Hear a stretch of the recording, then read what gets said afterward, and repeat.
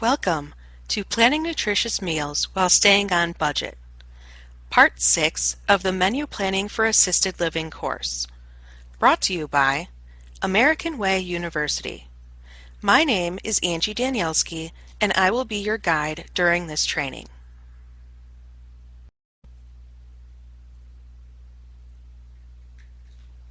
In the sixth segment of this presentation, we will engage in a menu planning activity.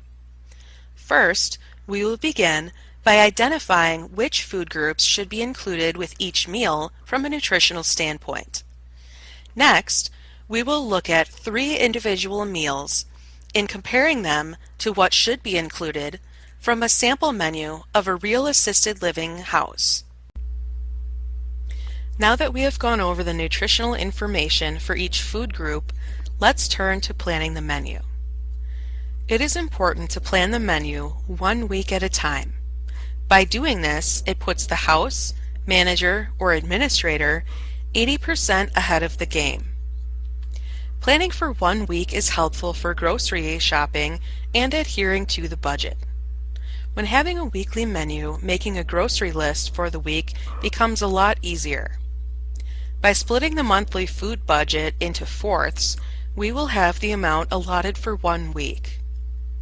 Knowing what the weekly budget will be and planning the menu and grocery list based on this will help the house to stay within budget and not have to overspend and take funds from other areas.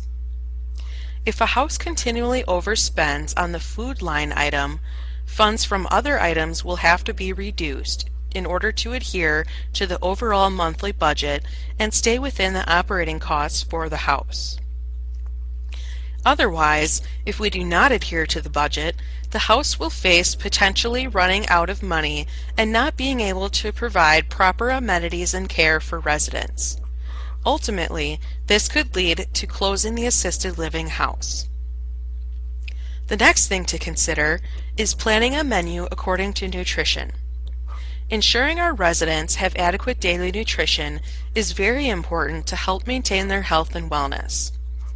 Getting the proper nutrients and portions can be based on the MyPlate representation, which we reviewed previously in discussing the different food groups and nutrition. Dietary guidelines are based upon the MyPlate representation and is the most up-to-date reference that we should be using. Understanding what to include with each meal is also helpful in planning the menu. In the next several slides, we will take a closer look at what food groups should be included with each meal. When planning for a breakfast, it is important to include specific foods. The food groups to include in breakfast include protein, carbohydrates, fruit, and dairy. A protein could include eggs, bacon, ham, sausage, peanut butter, yogurt, cottage cheese, or a fruit smoothie with protein powder. A carbohydrate could include toast, cereal, either hot or cold, hash browns, coffee cake, or baked goods. A fruit can be any type of fruit that is canned or fresh, but hopefully 3 times a week you can incorporate fresh fruit. Fruits can be added to cereal to help get the food group in during the breakfast meal. A dairy product could be milk, either alone or with cereal, or it could also be the cottage cheese or yogurt from the above protein group. If serving yogurt, fruit can be added to the yogurt to help satisfy the food group. When planning for a lunch, it is important to plan for specific food groups. Food groups to include in the lunch menu include protein, carbohydrates, fruits, vegetables, dairy, as well as including a dessert. For the protein item, some types that we can include are meat, pork, chicken, ground beef, or other meats, and we can also use beans or peas such as black beans, kidney beans, garbanzo beans or chickpeas, or other high-protein beans and peas. A carbohydrate can include potatoes, some type of bread, pasta, or rice. As a reminder, whole grains such as brown rice, whole grain bread, whole wheat pasta are preferred as they are complex carbohydrates, and as we have previously learned, we would like to use complex carbohydrates over simple carbohydrates since they don't really have much nutritional value. Examples of simple carbohydrates include potatoes, white rice, white bread, pasta, and prepackaged foods. Again, fruits can be canned, but hopefully 3 times a week we can incorporate fresh fruits as mentioned in the previous slide. Vegetables can be canned, but frozen is a better choice nutritionally, and fresh is even better yet. When vegetables are canned, some of the nutrients are lost during the canning process. For the dairy item, we can include milk as the beverage, or we can add cheese to the meat. Dessert can be given as part of the lunch or as a snack after lunch. It is important that we try to limit the sweet choices to 3 times per week. We can also serve milk with the dessert to get the dairy group in if the resident prefers some other beverage during the rest of the meal. For dinner, sometimes also referred to as supper, we should include the following foods. Food groups to include in dinner include protein, carbohydrates, vegetables, dairy, and dessert. Again, the protein item can be meat, including fish, pork, chicken, ground beef, or other meats. We can also use beans and peas as discussed in the previous slide. A carbohydrate can include potatoes, some type of bread, pasta, or rice. Again, whole grains are better than refined or white grains. Vegetables can be eaten as a side, such as a salad, or it can be incorporated into the main dish. Again, the dairy group, we can include milk as the beverage, or we can use cheese added to the meal. For dessert, we can give this as part of dinner or for a snack later on. We want to limit the sweet, sugary, high-calorie desserts by substituting fruit or by creating a fruit and yogurt parfait, which will include our dairy group, especially if the resident prefers to drink something besides milk with dinner. Now that we've learned about the nutritional concepts and what to include in each meal, let's practice what you have learned. Over the next several slides, we will conduct a menu planning exercise. You will be presented with a sample menu that has been used in an actual assisted living home. For this exercise, you will be given a chance to examine the menu while we pause the video. We will briefly discuss the menu, and there will be a video featuring our culinary expert, Krista Bly, discussing the menu more in depth. The first meal we will look at will be Sunday breakfast on Sample Menu 1. The menu lists cereal, toaster strudel, and fruit for the meal.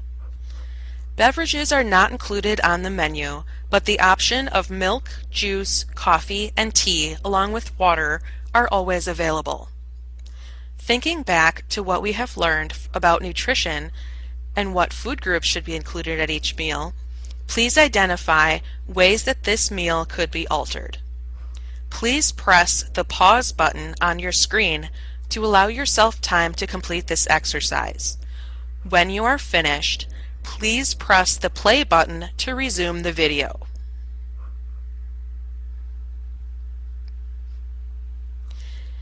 In this example, there are 2 carbohydrates, the cereal and the toaster strudel. Also, the only other food group listed is fruit. A protein and a dairy item are absent from this breakfast. Residents may not all choose milk as the beverage, so we need to make sure that the resident will receive a serving of dairy. The next meal we will look at will be Sunday lunch on Sample Menu 1. The menu lists turkey potatoes with gravy, dinner rolls, green beans, and dessert. Once again, beverages are not included on the menu, but the option of milk, juice, coffee, and tea, along with water, are always available. Thinking back to what we have learned about nutrition and what foods should be included at each meal, please identify what ways this meal should be altered. Please press the pause button on your screen to allow yourself time to complete the exercise. When you have finished, please press the play button to resume the video.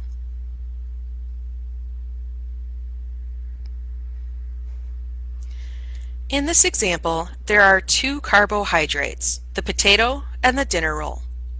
Also, the only other food group listed is vegetables. A fruit and a dairy item are absent from the lunch. Since residents may not all choose milk as the beverage, we need to make sure that we're including this in the meal. When listing the dessert item on the menu, it is helpful to include specifically what will be served to the residents to help with menu planning according to nutrition, as well as knowing exactly what to buy when shopping. Listing the specific dessert is most cost-effective. Next, we will look at Sunday dinner on Sample Menu 1. The menu lists ham salad sandwich, French fries, sliced tomato, fruit, and dessert. Once again, the beverages are not included on the menu. Please press the pause button on your screen to allow yourself time to complete this exercise. When you are finished, please press the play button to resume the video.